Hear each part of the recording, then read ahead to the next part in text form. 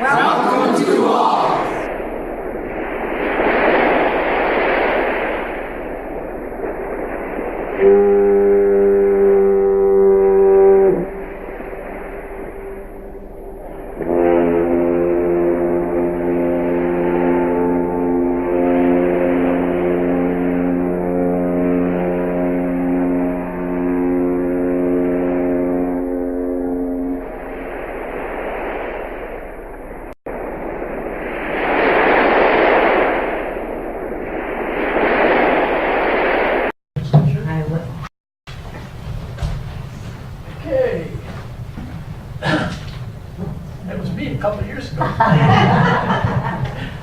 Just to talk a little bit about my bona fides.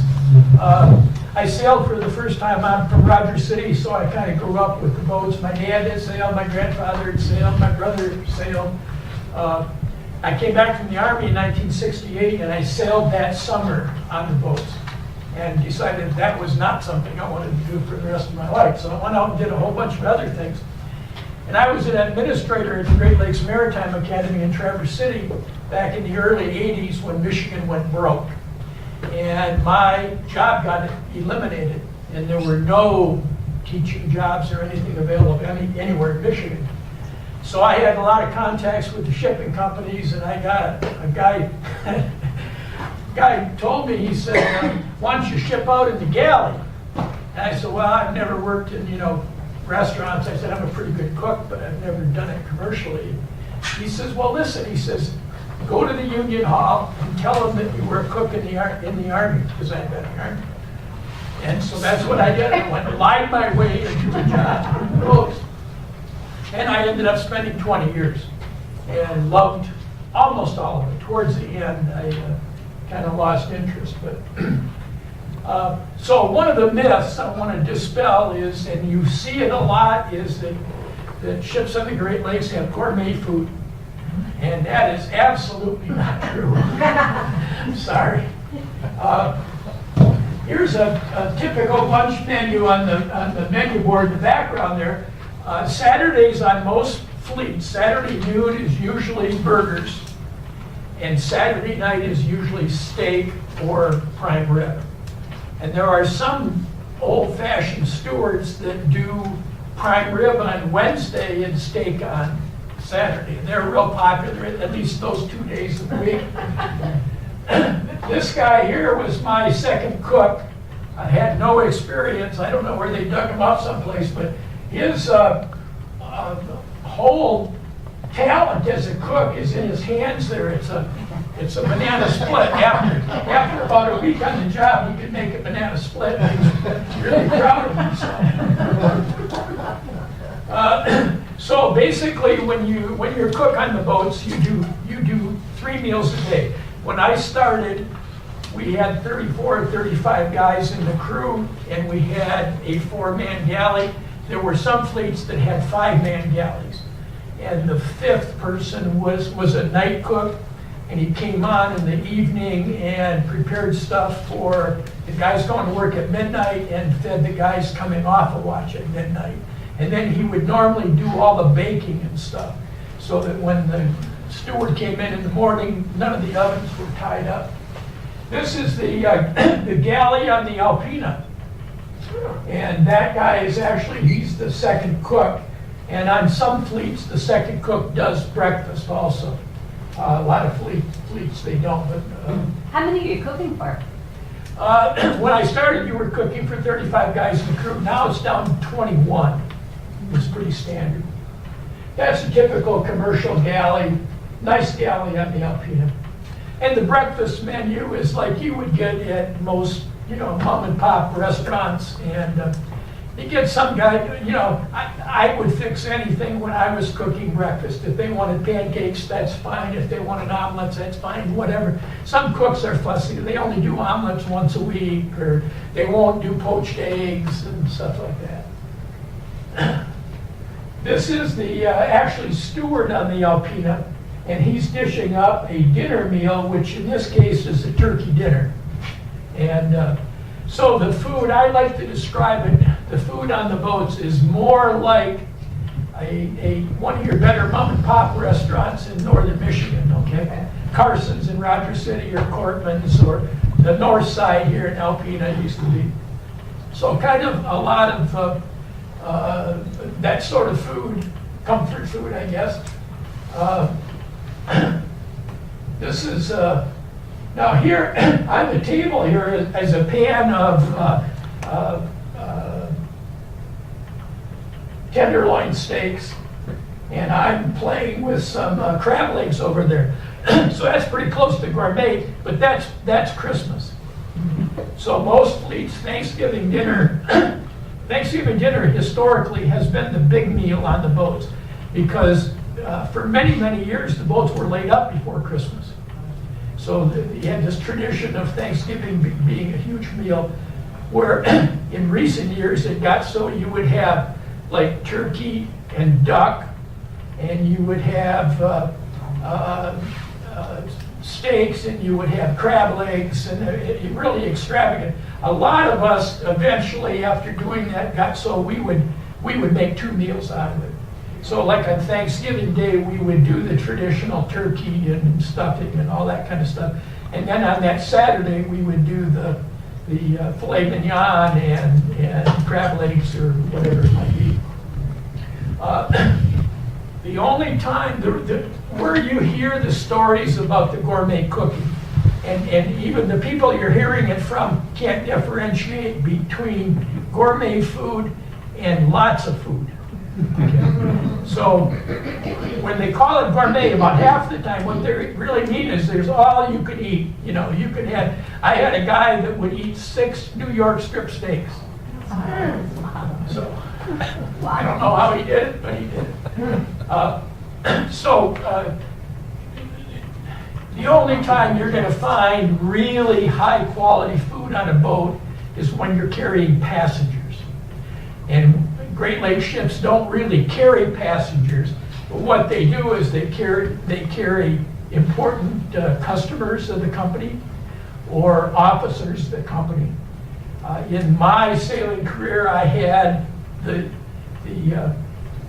board of directors of United States Steel on the boat for a dinner, 40 people in the entourage. So we fed our crew of, at that time, probably 32, and then an hour later fed 40 people.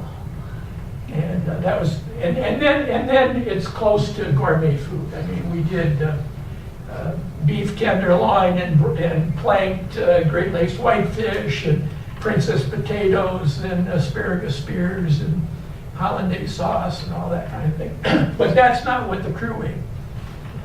If the crew hung around the galley till we were done feeding the passengers, they could get the leftovers. And there were guys that did that constantly, you know. And we did, you know, really creative desserts when we had, because normally if we had a group like that, in fact, that time, I had another steward and another second cook and two additional porters, basically to be able to wait on people so they could all get their meal within 5 or 10 minutes.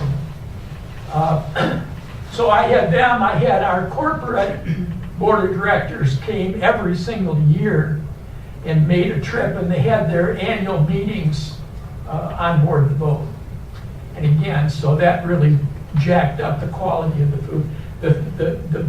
The deciding factor for the cook is cost. Okay, and you can't serve gourmet food on a boat because by the middle of summer you'll spend your whole budget for the year. So the nice thing when you have passengers, then all the limits are off. They don't look at your food costs. You buy whatever you want. So you know, you could have lobster tails brought in from Boston or whatever you needed. So it's really, the quantity is good, the quality isn't always great. A lot of guys, like my buddy with the banana split there, a lot of guys come sailing because it's really good money and they don't have any other kind of skills, and you can get a job in the engine room or the galley or on deck with no skills whatsoever. And so the guy comes on board as a deckhand, and he really can't cut that. He's stumbling around there, afraid he's going to fall in a cargo hold or something. So they send him to the engine room where his job is a wiper. You clean up all the oil and grease and whatever, And he can't do that, so they send him to the galley. And so we end up with him, and he spends 20 years in the galley, and after 20 years, he can make a banana split. And somewhere along the line, he gets a job as a steward. And, you know, his heart's not in it. It's not something that he loves. It's not a passion. You know, he gets a meal on the table, and if he doesn't poison anybody, he's happy and the crew's happy. Mark, did you do all the buying also? Yes, all the menu planning and all the buying. Plus, we also did all the hotel services on the boat. So maintenance of the rooms, the linens, all that sort of stuff comes under the steward.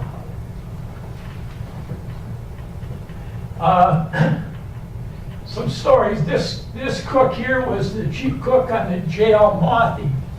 And one year, I was sailing for Interlake Steamship, and they laid up boats kind of early, and I didn't have all the time in that I wanted, so I shipped out of the Union Hall, and I went over, and I was this guy's second cook for 6 weeks. And this guy was such a bad cook, and his sanitation practices were so bad that people would have the menu board up there, and the guys would come in and sit down, and they would read off what's on the menu board. Let's see, tuna casserole, and they'd look at me, and if I nodded like that, they knew they could safely order it. But there was a lot of times I was shaking my head. This guy, the first day I was on the boat, I got on like at noon, and that afternoon he prepared a big hotel pan full of Swiss steak. And he said, here, take this and put it in the counter back in the pantry. I went and took it back in the pantry thinking that, well, he was going to do something else with it. And it sat there overnight. And the next day, about noon, he put it in the oven. So that was one when people read Swiss steak, I'm going, no. And that was not uncommon. Did people get sick from this food? You know, I occasionally, I think, you know, sailors are a pretty hardy lot, and nobody got sick where they had to miss work. I mean, they wouldn't tell you if they were running to the John every 5 minutes or so. Although that a lot of times you hear that things were going on that shouldn't have been going on. This is the galley on a 1,000-footer. Most of the galleys on the 1,000-footers are pretty much the same. So this is actually one half of the galley.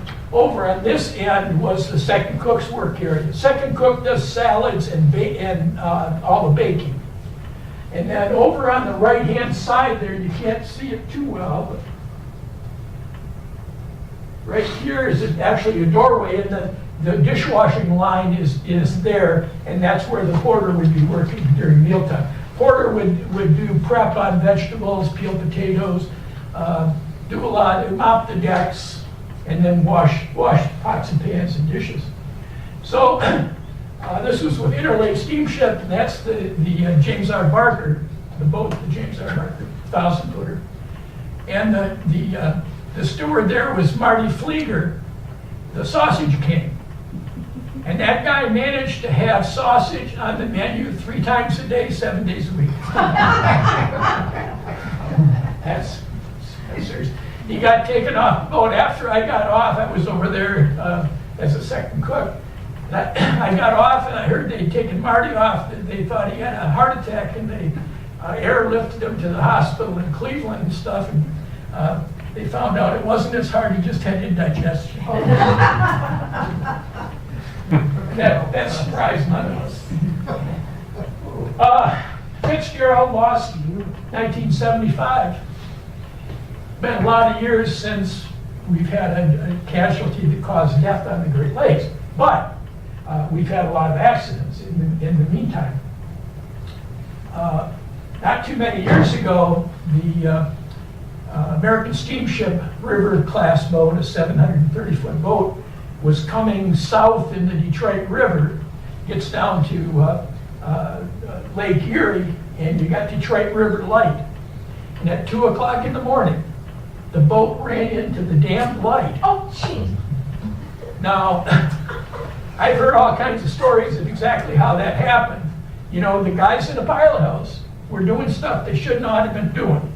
They had picked up the mail, The mate was going through all the company mail, and the other guy got a letter from his girlfriend, he was looking at that. What the third guy was doing, I have no idea. But they managed to run into Detroit River Lake.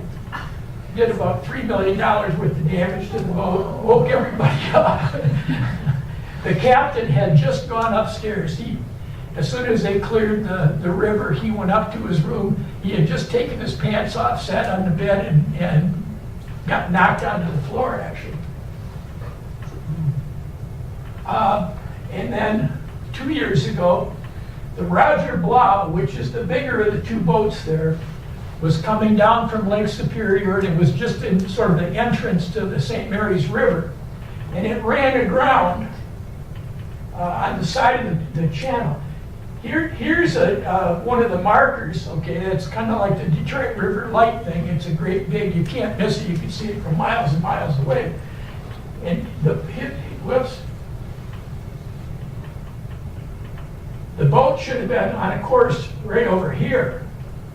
And you got way out of whack trying to pass a tug barge and got off into shallow water and ripped half the bottom out of this boat. So the message is we haven't lost any people since '75, but most of the accidents on the lake are caused by human errors, okay? And we still have lots and lots and lots of human errors, way too many human errors. This is a human error that happened up in Alaska in the spring of 1989. That's the Exxon Valdez. Captain went up the street while they were loading his boat with crude oil and had a few beers and went back and again got out of the normal channel and ran aground, tore the bottom out of the boat and dumped 54,000 gallons of bunker sea oil along the beautiful Alaskan coast. When that happened, the Coast Guard came out with very, very strict regulations on having alcohol aboard ships. And so if you were a mate, for example, and you were on ladder watch in a port, and one of your crew members came back and he was intoxicated, if you allowed him to come on the boat and something happened, you would lose your license as well as him losing his license. And for an awful lot of guys, especially young guys, young officers with families, a lot of those guys would not touch alcohol from the time they got on the boat in the spring until they laid up the boat in the winter, because it wasn't worth it. I mean, and even guys, crew members. Here's a guy with no training, no education whatsoever, and he's worked his way up, and he's a wheelsman on the boat, and he's making $55,000, $60,000 a year, working 7 months, let's say. Pretty good money. He gets drunk and falls down a flight of stairs. They got to take him to the hospital. They blood test him. He loses his job. How do you go home and tell your family that you're not going to have that $65,000 or $70,000 anymore because nobody's going to pay you that kind of money on the beach? So anyway, they toughened up their regulations.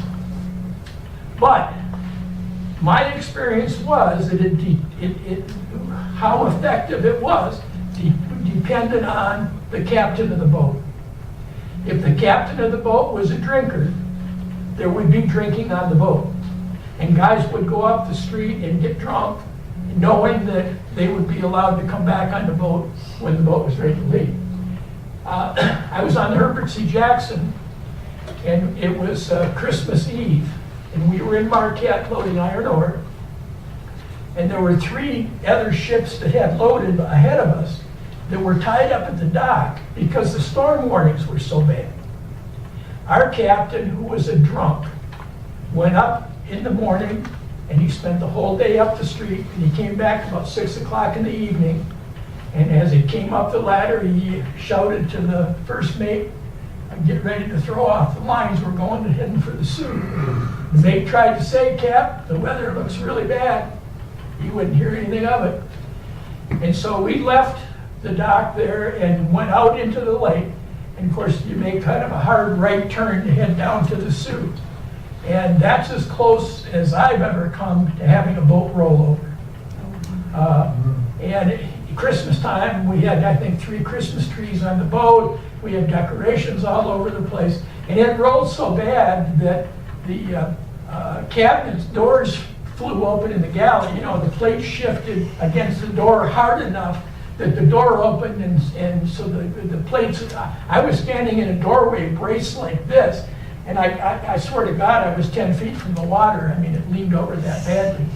Guys thrown out of bed, guys that weren't on watch, that were sleeping, got thrown out of their beds. A couple of them were injured, had to go to the hospital when we got to the soup. Then, a number of years later, Great Lakes Fleet laid up their boats early, and I shipped out on the Kinsman Enterprise, which was owned by George Steinbrenner, the owner of the New York Yankees. His family had actually made most of their money in the shipping business on the Great Lakes. And the captain of that boat was a drunk, and we loaded grain up in Superior, Wisconsin. He was up the street all day, came back. We left in the teeth of a really strong storm. I can remember going by Thunder Bay, Ontario that evening, and there were 11 boats tied up in Thunder Bay, including 2,000 footers. And we're on this little old underpowered 600 footer. And so that's great. And then we got down to the east end of Lake Superior the next morning, and we ran out of water, okay? As long as the waves are on your stern, you ride along fairly well. But then we had to turn and go someplace. And again, when we turned, from then until the storm winds went down, we rock and rolled so bad. I mean, it was, you know, you were trying to work, holding on something with one hand and working with one hand. It was just miserable. Again, because of a drunk. I was on boats where as soon as you left the loading dock, there'd be a party on the boat. Guys would break out their booze and their beer, and they would party. And everybody knew about it, but as long as the captain went along with it, nothing got said. So that's what's going to sink boats, right there. Is there a blood alcohol content limit? Can they be tested? I mean, oh yeah. I mean, it's kind of like drunk driving is 0.08. CDL license, I think, are 0.02. I think ours is the same as the .02. It's the federal Department of Transportation. You can't really hardly have a drink. But you know, I've seen so many drunks, and guys know if they got drunk and got back to the ladder, and the mate gives them a hassle, the best thing they can do is go to the hospital, and then don't take a blood alcohol test. And then the next day call up and say you didn't feel well and you missed the boat and you'll catch it at the next dock or something. And the company knows what went on. I spent the best of my years sailing on what I call the little boats. And these boats were all former boats from the Bradley fleet in Rogers City. And on the far left is the Calcite II. That was the first boat I sailed on. And then I was the last Great Lakes Fleet steward on that boat before it was sold. I went on vacation one year, and while I was on vacation, they sold these 3 boats to a Canadian company. Oh. And they're shown here actually tied up down in Point Edward, which is across from Port Huron. And that was right after I had to go down there because I had stuff I had left on the boat, so I went down to get my belongings. So on the far left is the Calcite II. Next to that is the Myron C. Taylor, and the George A. Sloane is on the outside. They're small boats, and they were old boats. So when I was on there through that period, the Calcite had been built in 29 and the Taylor in 29, so they were 70 or just over 70 years old. The Sloane was a maritime boat built during World War II. And so it was newer, but it was 60 years old. But freshwater is easy on steel, fairly easy on steel. So the record right now is the St. Mary's Challenger, a cement boat, and it's been a cement boat almost its entire career. It was the Medusa Challenger for a lot of years, Medusa out of Charlevoix. Now St. Mary's is a Canadian company. It's been sailing for 112 years. She's a beauty of an old boat. A lot of boats, a lot of those smaller boats like the Calcite, Sloane, and that sort of thing, that generation, they call them standard 600 footers. They could range actually from 600 feet to 640 or something like that. A lot of those over the years were lengthened. And they did that by, they would add a section to the cargo hold, normally a 120-foot section.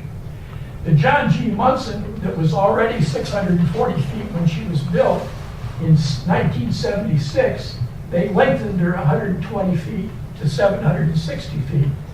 And what's neat about this picture here, not just the bicentennial colors, but right here's the 120-foot section they put in, and you can see the steel was a little bit different than the steel around here. Would they have to make changes with the engine and so forth when they No. did that? Nope. Just add the section. Now, here's another standard 600-footer. This boat was operated by U.S. Steel for many years, and they got where it was just too small. And it was sitting here in the Black River down in Lorain, Ohio. Built in 42, another one of those war boats. She had a carrying capacity of 15,000 tons. Just too small to operate in the iron ore trade anymore. So it got purchased, and they had it shortened. And they shortened it by 120 feet. And when they got done with that, then they sandblasted all the paint off the old U.S. Steel colors off the thing, and they primed it in this gray. And then they put it in Alpena Huron cement colors, and that's our Alpena, which gets lots of praise. It's a pretty looking little boat now. It's prettier now than when it was 120 feet longer. Now the reason that it got shortened was it goes to lots of little ports around the lake where Lafarge has terminals, and that's the biggest boat that could get into those terminals. So it's, a 600-foot boat would haul a lot more cement. It just couldn't get to the docks. So that's the story of the Alpena. The largest boat on the lakes these days is the Paul Archer Bertha. She was built in the 1980s, 1,013 feet 6 inches, and like all of the 1,000-footers, she's 105 feet wide. The pole lock at the Sioux made that possible. Prior to the pole lock being built in '68, the MacArthur lock was the largest. It would allow, it could handle a boat 730 feet long. The MacArthur lock is this one over here, the closest one to the viewing stands at the Sioux. And now I think they will take a boat, I think 736, if you're 736, they'll allow you to use the MacArthur lock. But in '68, they finished the pole lock, which is right here. This is a 1,000-foot boat, that's the Presque Isle, coming out of the lock. And the lock is actually 1,200 feet long, so it was actually designed to handle a ship 1,100 feet long. But nobody's ever built one 1,100 feet long. Which one? The lock is going to be right over here. They're going to take these two right here and dig those out. Okay. And those locks, this lock right here, well, both of those locks are longer than the pole lock. It's just that they are now too narrow and too shallow. So the first 1,000-footer, once the construction of the pole lock began, then Litton Industries talked to Bethlehem Steel about the economy of building a 1,000-foot boat that could carry 60,000 tons of iron ore at one time. And so the Stewart J Court was actually launched in 1971, and she made her maiden voyage in March of '72. And she's shown here going up the Detroit River in the days before Renaissance Center, and Joe Louis Arena is not there. Now, What's Litton Industries famous for? Think back to the 1970s. What did Litton Industries do that all of us were aware of? They did a lot of television advertising. Aren't they into the paint business? No? Microwaves. Microwave ovens. Yep. So that's where they made their money, and they were looking for places to invest that money that would give them a real strong routine. They looked at the growing tonnages on the Great Lakes. I think you had 13 boats under construction at that time because of a federal program to guarantee funding of lake freighters. And so they decided that they would get into the shipbuilding business, and they designed the court. And it's one of a kind. Part of the reason it's one of a kind is that the bow section and the stern section were built down in the Gulf of Mexico, down past Pascagoula, Mississippi, at a yard that generally built offshore oil platforms and offshore crew boats and that sort of thing. So they built the engine end of it, and they built the combination end of it, and they welded those two sections together, and then they came up to the St. Lawrence Seaway and came in through the St. Lawrence Seaway. And the boat, it could not go through the St. Lawrence or the Welland Canal at 105 feet. It would have been too wide. So what they did is they built the boat so that they could later on add what they call sponsons to each side to widen it out to that 105 foot.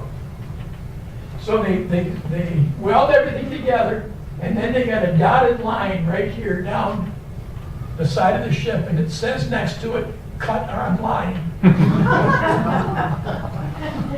So they took it to a shipyard on the lakes in Erie, Pennsylvania, where they built the entire cargo hold area, the whole midsection. So everything from here back to here is cargo hold. They cut the two pieces apart, they put the centerpiece into it, welded everything together, and it became the Stewart J Court. Now, on most ships, all classical Great Lakes ships that are what we call double enders, okay, bow cabin and stern cabin. The forward cabin is all of the deck personnel, the mates, the deckhands, the watchmen, wheelsmen.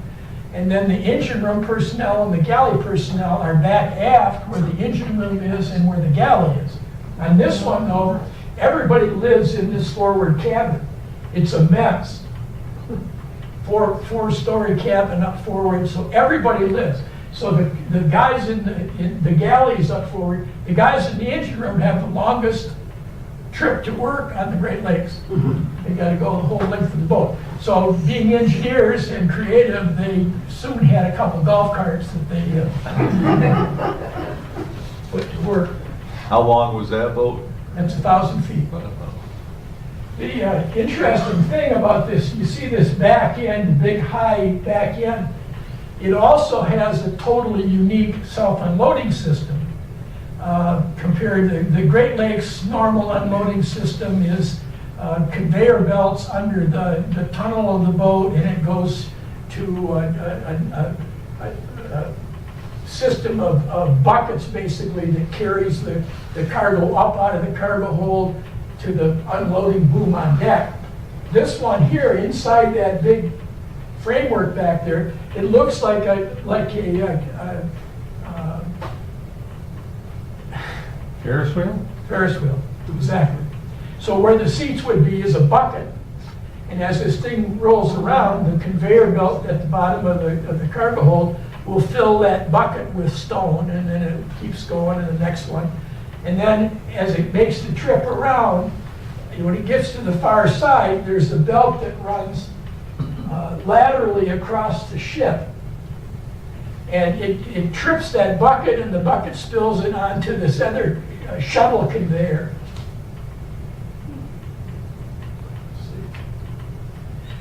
So this shuttle conveyor right here, you can see it's housed in that back end. So that Ferris wheel goes around and it dumps the cargo on this belt here, which extends out, I think, 24 feet. And they're dumping it into a hopper here that's going to then carry it to storage piles. So that boat was designed only to load or unload at one dock. And that's Bethlehem Steel's mill down on Lower Lake, Michigan. Now, in addition to those kind of strange things, for as big as it has the smallest hatches of any ship on the lakes. You can see the hatches right here.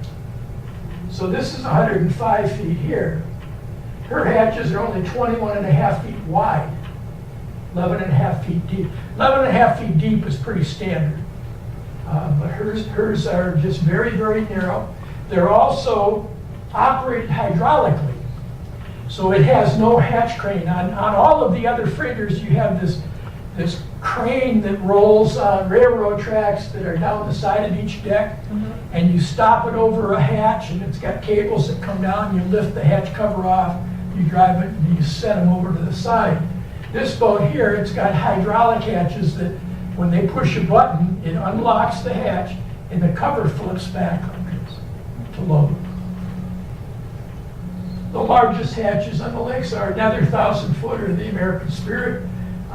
They're 65 feet wide, so more than 3 times the width of the hatches on the port, and they're 11 feet deep. And this, I think, is a maiden voyage. I had never looked at it really that close before. You see all these people here on the dock? If that was a normal passage, you wouldn't have all those people on the dock. And that's why I think it's probably her maiden voyage through the Soo Locks. Now, interesting story. When the word came out about building the pole lock, U.S. Steel, which was always the biggest fleet in the industry and the most powerful, and they decided that they would build a great big boat to take advantage of the new lock. And they built the Roger Plow, the boat that ran aground in St. Mary's River a few years later. And here she is going into the St. Mary's River. This is Detour right here. And that's the ferry over to the island. Now, the plow, instead of being 1,000 feet long, though, it's only 858. And you can see her big wide hatches on her. Again, she's 105 feet wide. She's built like a classic Great Lakes freighter. The deck guys are all up forward. The engine guys in the galley are all back aft. The interesting thing is that the engineering personnel from Great Lakes Fleet decided that a 1,000-foot boat would not be able to make the turn at Johnson's Point in the St. Mary's River. And this is the river. So this is Negus Island here, and this is the Canadian shoreline here. So the boat has to come up here and make this turn. Doesn't seem too bad when you see it like that. Here's what it looks like from a boat. And part of the problem is this area right here is real shallow. So as you're making that turn, your stern is going to kick over to the east, and you can real easily, the U.S. Steel engineers said, you'll never make that turn. You'll either put your stern on the beach over here, or you'll put your bow on the beach over here. And the interesting story is, they were so positive that was going to happen that 4 of them got in an airplane, flew down to the Sioux, rented a car, and they drove out and they parked right up here. There's a navigational aid right there. They parked right there, and they were going to watch while the Stewart J Court went aground. And they watched, and they watched, and they watched, and then they looked at each other and knew that they had made a really serious error in calculation. Because they carry 10,000 tons per trip less than a 1,000-footer carries. So you take 50 trips a year, you're talking about 500,000 tons of stone that you can't carry basically free. You know, it wouldn't cost you any more to carry it. Then Litton decided that they were so good at designing Great Lakes ships that they would do another one. And this is kind of interesting. The big blue Litton L is on the bow of that boat. It's the Presque Isle. They don't even know how to pronounce Presque Isle. Or as we do it, the pig squeal. Because it's probably the most despised ship on the Great Lakes for a couple reasons that I'll tell you about. Because that was my last boat. That forced me into retirement. The interesting thing about it, it's 1,000 feet long, but it's not a motor vessel. It's a tug barge. And this is the tug. It's in a dry dock over in Canada. It's the only dry dock in North America that can handle the barge, or the tug rather, because of the depth of the hull. It can't get into most dry docks. And so it goes almost every winter, it goes over there. And then, of course, every 5 years it has to have its Coast Guard inspection, and it has to be in the dry dock there. So everybody lives on this god-awful looking tug that attaches to the cargo hold part of it. So it goes in this notch right here, and it sits on a shelf in here that we can't see. There's a shelf here around the bottom that tug sits on. And then up on the deck, and you can't see it here, is a hydraulic cylinder about this big around that locks onto that thing. And I think there are like 40 bolts on it that secures the top of the bow of the tug, so that it's rigid. It's called an integrated tug and barge because the tug does not move in its notch. Okay, most of the tug barges on the lakes, including the ones that Smith Plant owns here in town, they're articulated tug barges. They attach like the top of the bow of the tug, but the stern can go up and down. And the placement of the bow can be adjusted depending whether the barge is empty or full or whatever. So this is the pig squeal. Again, it was a Litton idea. The smallest rooms of any modern ship on the Great Lakes. On the left here, this was my room, and the captain had a bigger room, probably twice this big.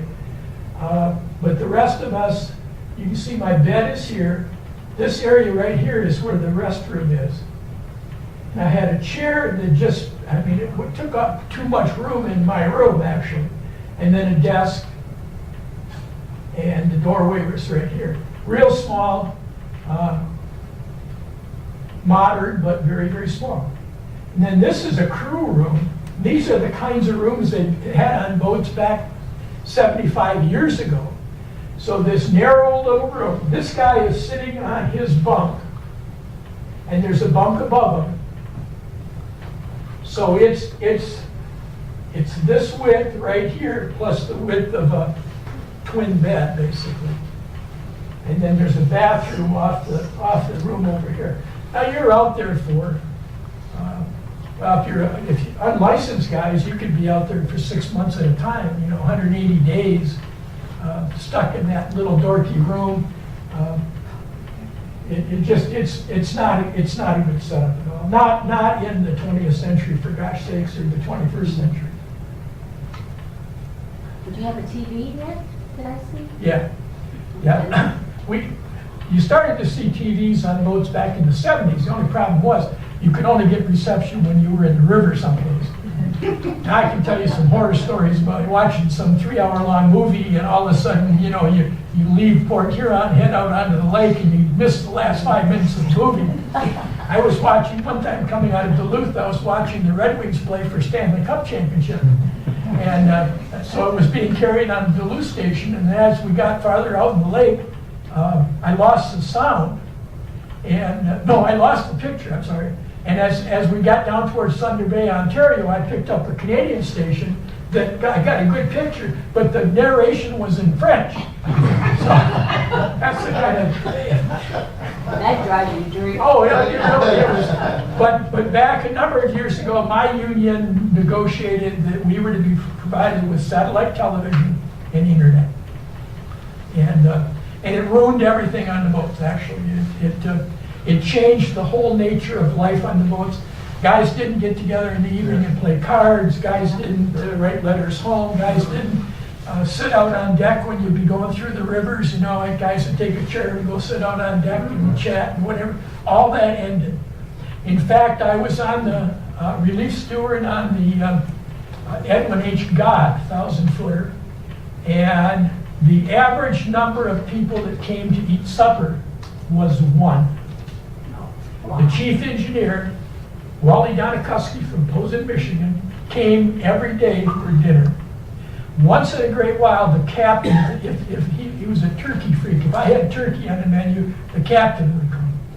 Otherwise, the guys would go to their rooms, and then as soon as I shut down the galley, we had everything on steam tables, I would go across the hallway into my room. When they heard my door close, they would descend on that like a pack of rats. And you'd hear all the shuffling, the lids coming off the steam table pans, and they would serve themselves, you know, and take it back to their rooms. Nobody ate in the dining room. So again, this is what the galley looks like on a 1,000-footer built. This 1,000-footer came out in 1975 or 76. And this is the galley of the Presque Isle. Take a look at that. Now, here's Litton's idea, okay? You got 2 ideas going on here at once. The idea with the galley is, hey, we can get down to 1 or 2 people in the galley by buying all prepared food.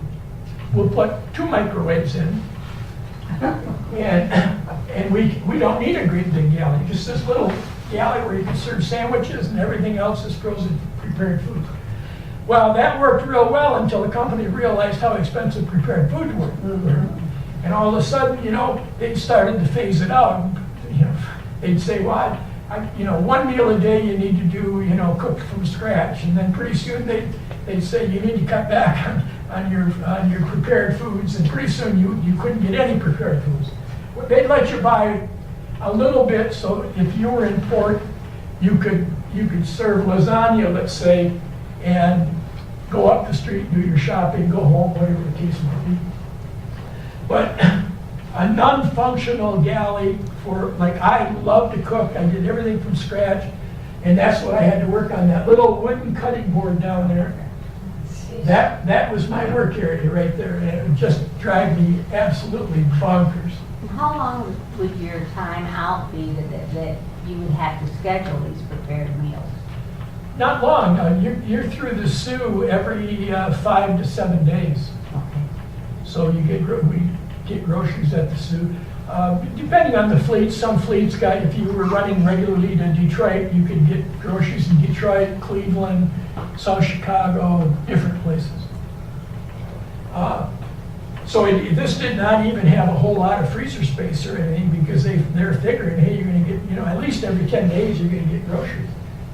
And a couple times they got caught back when they were trying to do the year-round shipping. They got caught several times where they were trapped in the ice, and they had to have a helicopter come and bring groceries up because they cleaned out everything they had in the freezers. Oh, the other, and this is the dining room / recreation room, and it's got seating for 12 people, because that was their intent. Instead of, at this time, when this boat came out, we would have, on a 1,000-footer, we would have had 34 or 35 guys. Their plan was to operate the Presque Isle with 12, because a tug can get away with a 12-person crew. So their plan was to have this vessel registered as a tug and man it with 12 people. So they could have this, everybody could eat in the dining room at one time, because you had 12 seats in there. The problem was that the Coast Guard safety inspectors said, well, that's all fine and good, and we want you to take this tug out on Lake Erie, and we'll call and tell you when we want you to take it out there, and we want you to go through the normal sea trials for a ship. And they couldn't find any captain stupid enough to take that top-heavy thing out in a heavy sea, because the chances of it staying upright were not good. you look at, you got as much boat above the deck as you do below the deck, and That'd be rocking for more. they would run it from Erie, Pennsylvania. When we would lay up in Erie, Pennsylvania, they would take it across to a shipyard in Canada. But they waited till a day when the lake was absolutely flat calm, and then they went like Billy Whiskers across the lake. And even then, a little bit of sea, and this thing is just rocking back and forth. It was a very, very unpleasant situation. Mark, it looked like there was a lady there that was sitting at that table. Let me see here. Let me go again. At first, it looked like that, but then we noticed. There. Nope. Nope. Okay. Oh, okay. You got an Arab, another Arab. We had like 5 Arabs in the crew. All of them, it's a long story. None of them were U.S. citizens. Of all places, they were from Yemen. Yeah. From Yemen. And they were sailing on U.S. vessels. Kind of interesting. So anyway, the successes, though, of the Presque Isle led to the construction of a whole lot of tug barges. Very different than here. Most of the other ones are like the cement tug barges running out of Alpena here, much shorter. The way they attach to each other is different.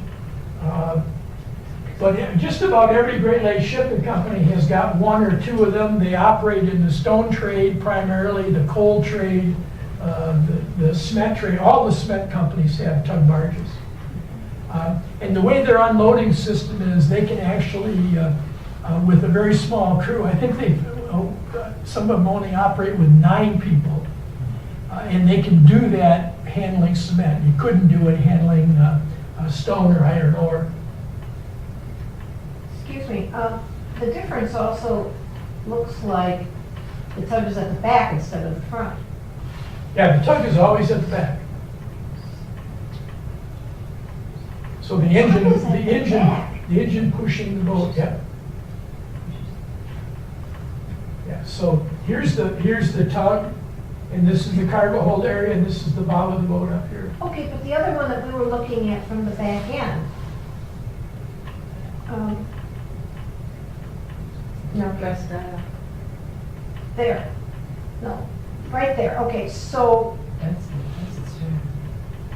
So the bow of this boat is way up here, you can't see it. we're looking at the This is- barge part of it. Yes, exactly. Okay, So I'm the sorry. big tug is gonna go into this slot right there. Okay, I was thinking that was the tug. Okay, thank you. There's no railings along those legs? When you walk along there, isn't that? Now there's, whoops, Yeah. whoops.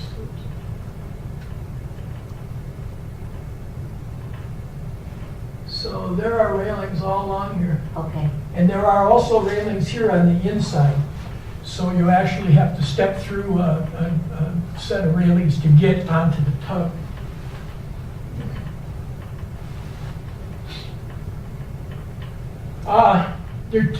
Most of the boats that operate on the lakes fall into 2 categories. Straight deckers or self-unloaders. So one of the best known of the straight deckers was the Wilfred Sykes. It's still around. It has been converted to a self-unloader. But this would go carry an iron ore primarily, and when it got to a dock to unload, they would have these overhead cranes on the dock, and they would dig the cargo out of the cargo holds. And then when they got down to where when that big clamshell bucket couldn't handle anymore, they would drop a front end loader down into the cargo hold, and he would clean up the cargo hold and scoop this stuff up for the overhead cranes. So it's a much slower process than on. So you're looking at the bottom of the cargo hold of the ship. The photographer is standing up on deck looking through the hatch. In 1902, Lakeshore Stone Company from Sturgeon Bay, Wisconsin, had a lot of customers up and down the Lake Michigan shoreline for crushed stone. And they're little towns that don't have big unloading rigs on the dock. So they came up with the idea of a self-unloader. And it's really crude. This structure there, that's all wood. And the framework for the unloading boom is all wood. But it's got a rubber belt conveyor on the boom, and they underneath the cargo hold is another conveyor that runs the whole length of the ship. And there are gates down there that they can open and allow cargo to drop on that, and it gets carried up to the deck and off the boat. So it can go anywhere, any port, anywhere. And if it can get up against the dock, or even we unloaded at Mackinac Island one time when they were redoing the road around the island. We were over on the St. Ignace side, and we got our bow shoved up in the stand, and we could swing our boom out 105 degrees and drop it on the shore road. We dropped 5,000 tons of stone or something like that. So the Hennepin was the first self-unloader. The first really modern one was the Wyandotte, built in 1908. And so now we've got this big, elaborate steel unloading boom. The Wyandotte would have come into Alpena very frequently. It always had a bunch of Alpena guys in the crew.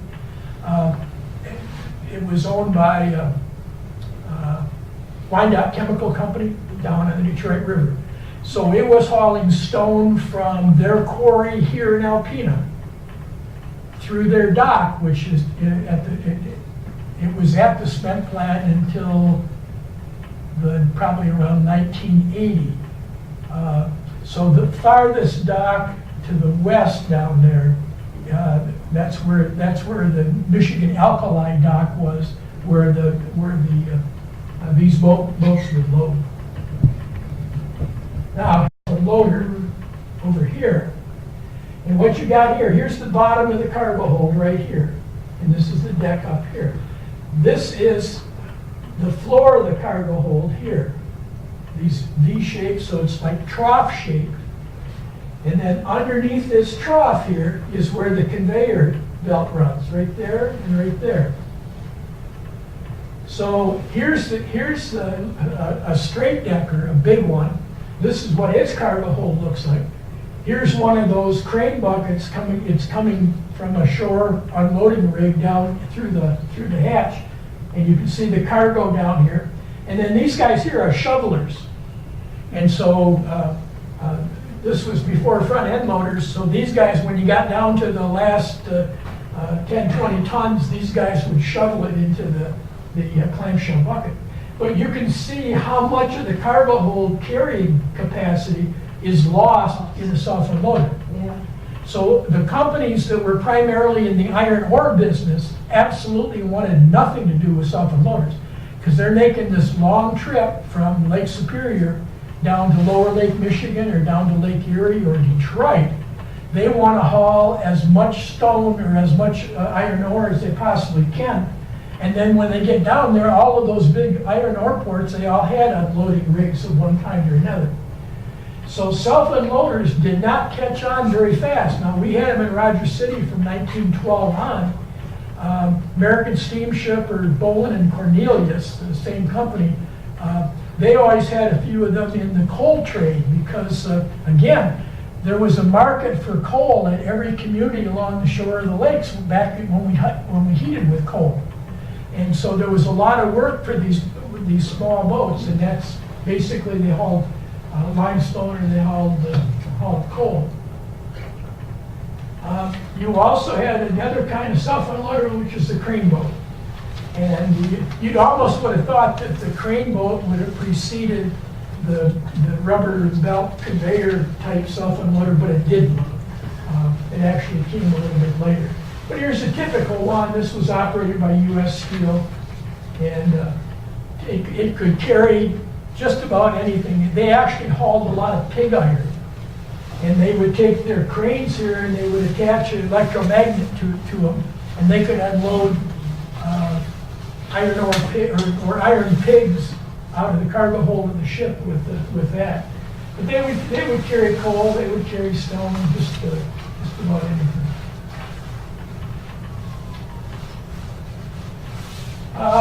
the first cement boat that Huron ever had. You can see the Huron logo over here on the boat. That's cement, bagged cement on the deck of the ship. So initially all of the cement was manufactured in Alpena, was all bagged prior to shipping. And then they went to bulk stuff. So this is the main slip down at the cement plant. And this is on the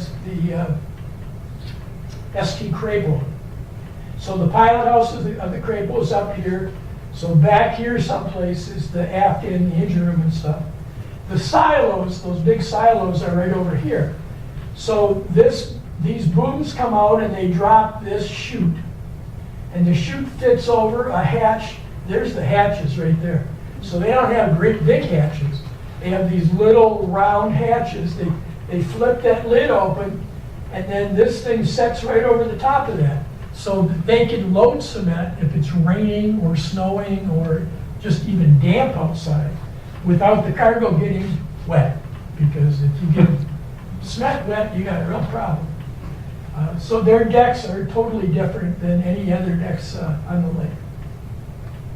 And the guy right here, what he's doing is he's going around and he's sounding to see how much cement there is beneath that rig right there. They can fill their entire cargo hold right up to the upper deck with cement and not be loaded too heavily. How do they know the weight? How do they measure the weight that the boat? I know what the boat can hold, but the stuff they're putting in, how do they measure that? Well, they can tell by the draft marks. They for every inch that the boat drops down in the water, they know how many tons that represents. Oh, So that's how they are constantly, when they're at a loading dock, they're constantly reading their draft marks, they say. And now they have cameras and stuff where they can do it from in the pilot house. How did they get the cement out of there, Mark? That actually is a self-unloader too. In the bottom of their cargo hold, they have a belt system, and it carries the stuff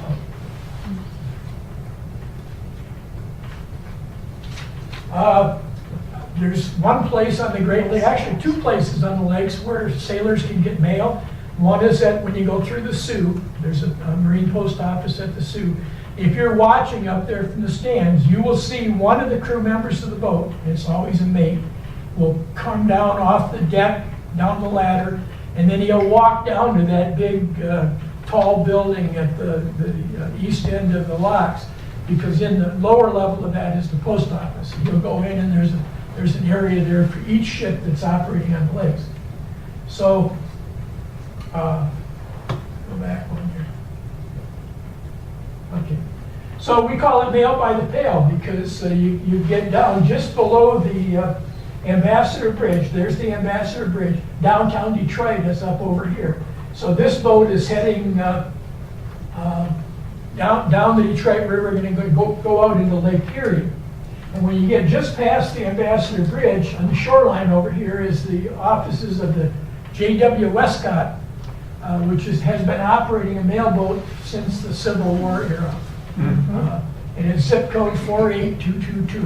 And the boat has its own zip code. So here this is a watchman, and he's got a line here. He's dropped a 5-gallon pail down, and they will put the ship's mail in there. You can order newspapers if you want newspapers, and nowadays they sell t-shirts and sweatshirts and all kinds of stuff. And they put it in that pail and you hoist it back up. Another kind of interesting thing most people don't see is when you go to a dock, you have to get some people on the dock to handle your lines. And sometimes at some places you go, they have people there, but a lot of times they don't. So you have a bosun's chair and a landing boom. So here's the landing boom right there. And this here is probably the bosun. And what he does is, here's a guy going up. They get on this little seat thing on the first hatch. So this guy over here is climbing up onto the hatch. And once this guy is off, they'll swing it back around, he'll sit on that board that goes across, and then they swing them over the side and they lower them down on the dock, and then one will go forward to handle the forward lines and one will go aft to handle the aft lines. That came about, I think, in like 1913. Prior to that, you had to jump. And that was all right back in the days of the wooden ships, because they probably, the deck rail was probably a foot above the dock. But, you know, when you get in 1913, you got 600 footers, you got an 8-foot jump. And I'm sure an awful lot of guys broke legs and some fell in the lake and that sort of thing. You don't want to fall in next to a boat making a dock, because make French toast out here real quick. Another type of boat that's not around anymore, the last one that I saw was in, I think probably 1978 or 79. I saw a Canadian boat carrying a deck load of cars heading for Thunder Bay, Ontario. So it picked the cars up somewhere down on Lake Ontario, I think, and was taking these brand new cars up to a dealership in Thunder Bay, Ontario. And it was cheaper to haul. He probably had 60 cars on deck, much cheaper to take them on the deck of a lake freighter going up there to load grain than it was to somehow haul them up there by semi or whatever. So this company, Nicholson Transit Company from Detroit, was the largest of the carriers of automobiles. And they actually bought some old boats and then remodeled them to put in what they called these flight decks. So they would have also, there would have been a row of cars down in the cargo hold. And these cars would have been on the main deck, and then this flight deck up here. And they hauled all kinds. Here's 1920s loading. Look at the Incline. all built out of wood. I don't know that I want to be the guy driving those cars out there. Get you a bloody nose. You weren't old enough. Here's this is 1930s again. This is loading at Detroit. You can see they've got a ramp up here to get them up to the deck of the ship. And then you can see all these vehicles on the boat. Here's the pilot house up here, and then the deck is being filled with cars. And then this is what, 1950-ish. Yeah. And this is a Hudson. I don't know if they're all Hudsons or not, but that's a Hudson right there. Look like a Studebaker off to the Yeah. right. Mm-hmm. That could well be. So they hauled cars from auto plants in Detroit, Cleveland, and over Canadian plants over on Lake Ontario, and they would haul them to Thunder Bay, Ontario, Duluth, Minnesota, Milwaukee, and Chicago. And it was a going business for many, many years. I guess an interesting way to sort of end this thing is that there were at least 9 ships named for the city of Alpena or Alpena County, we don't know for sure. And there could have been 11. Great variety of ships. I'll show you a scow schooner later. But steamboat Alpena, another scow schooner Alpena, a lumber hooker. A lumber hooker was a wood-hauled small lake freighter that basically hauled lumber. It would go Roger City, the Heft family owned one in Roger City, the Starkey, and it hauled primarily cedar railroad ties and cedar shingles, primarily to the Chicago area. There were a lot of railroads being built from Chicago west in those days, and many of them were built with cedar railroad ties from Roger City. So then you get in, you got a tug Alpena, which is questionable whether it actually existed or not. You had 2 different city of Alpenas. Then you had a schooner Alpena built in 1901, a self-unloader Alpena, which was a Wyandotte chemical boat. And then you did have a tug Alpena and another, the present Alpena. So here's one of the passenger steamers. This would have been the type of boat you'd have seen on the lake up through about World War I, but going back to the Civil War era. So If your family came to Alpena or Presque Isle County back, as mine did in the 1870s, 1880s, they would have come from Detroit in all likelihood on a boat just exactly like this. Side wheel, okay? Big side wheels on it rather than having a propeller. It took a long time for old-time sailors to accept the fact that you would drill a hole in the stern of your ship below the waterline to install this propeller. They just, they're defied their historic logic. So the side wheelers were more popular. And actually, this has got a walking beam engine. There's that beam operates, it's a 2-cylinder engine, and that when they're operating, that beam will go back and forth with the movement of the cylinders. And it has a little Gothic style pilot house on an octagonal shape, real tiny little pilot house. Now, scow schooner. This is the scow schooner Alpena right here in the river here in Alpena. So you see the mouth of the river is down in this area here, and there's our lumber piles down there. So a scow schooner is a schooner that has this square kind of bow on it. And you saw quite a few of those in the lumber trade because they could go into a beach someplace and it was a lot easier for him to load because he had rather than a point, he had this wide bow. There's the first city of Alpena at the dock, again in the river here. Here's some big schooners here that are probably involved in the lumber trade. This one here is the Lathrop, which was an Alpena boat. I think there were at one time, I did an exhibit for Besser quite a few years ago, and I think there at one time there were 16 different ships operating out of Alpena in the lumber trade. And that's when the population was large? Yes, yeah, it was. So all of the big lumbering families all owned their own boats. Because the worst thing could happen to you, and this was true in the iron ore trade and the coal trade and everything else, was to have a contract to deliver X million board feet of lumber and not be able to get a boat to haul it. So you had to protect yourself by having your own boat. The other thing that would happen, and happened a lot in the iron ore trade, is if you didn't have a boat, they'd gouge you really bad on price. So a lot of these companies had their own boats, maybe not enough to haul all of their cargo, but enough to guarantee that they can negotiate a fair price. And here's the city of Alpena, the Detroit and Cleveland Navigation Company with the big black hulls. They were the largest carrier and operated Cleveland, Detroit, up to Mackinac Island, and then up through up to Duluth.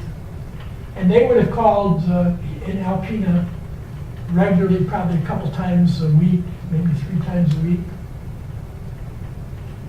Again, kind of interesting thing here. Here's the pilot house, typical curved front pilot house. Pilot house didn't have to be very big in those days because all you had inside really was the wheelsman. The mate or the captain who was navigating the boat was up here on top of the pilot house, which they called in those days a wheelhouse for obvious reasons. He's up here behind this canvas screen where he's out and he can hear whistles from boats and he can probably his vision's a little bit better being outside. But they would be up there.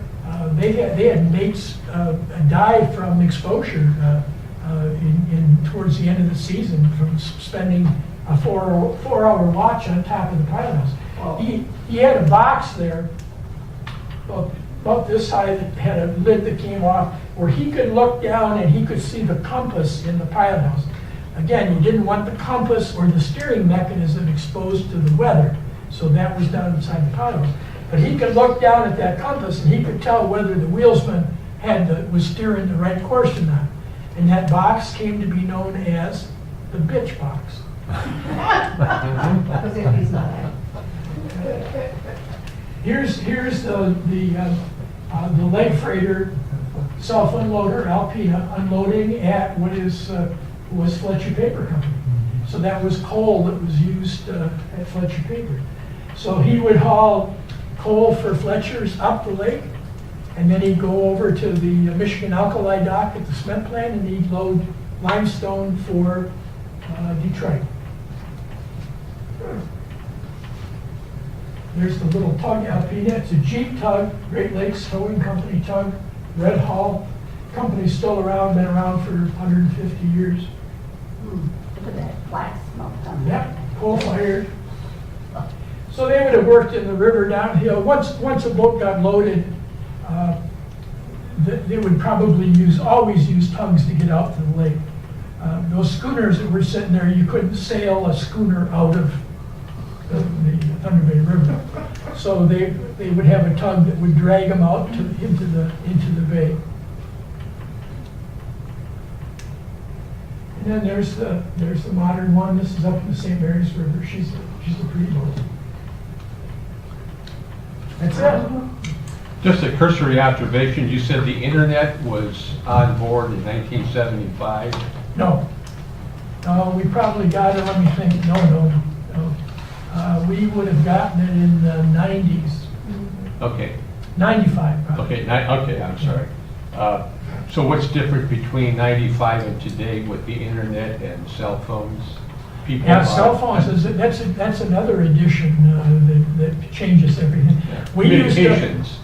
yeah, when we, I mean, the ship never had a problem with communications. They had VHF radio, they could talk all over. I'm just the place. referring to the internet, that's, Yeah, we used to, when you would get to an order, I can remember the first book I wrote came out in 91, and it came out when I was on the boat. And I had arranged with Wayne State University Press to send half a dozen copies to my daughter in Traverse City, who was at that time a junior high student, I think. And so we get to an ore dock midnight, and I want to know about my book. So I go down with a dozen other guys, and you stand in line because there are 2 phones down this dock. And there's always some idiot that wants to tell his wife exactly what he's done every day for the last week. And She wants to know. yeah, she wants to know. yeah. And so I finally got to call my daughter. My ex-wife wakes her up. She comes to the phone. I said, honey, did my book sell? Oh yeah, your books came in. Dad, it's a real book. Now I've been working on that book for 4 years with my kids, talking about it constantly. I have no clue what their image was of what this book was going to be, but it wasn't, a hardcover, regular 8.5 by 11 book. So, yeah, cell phones again.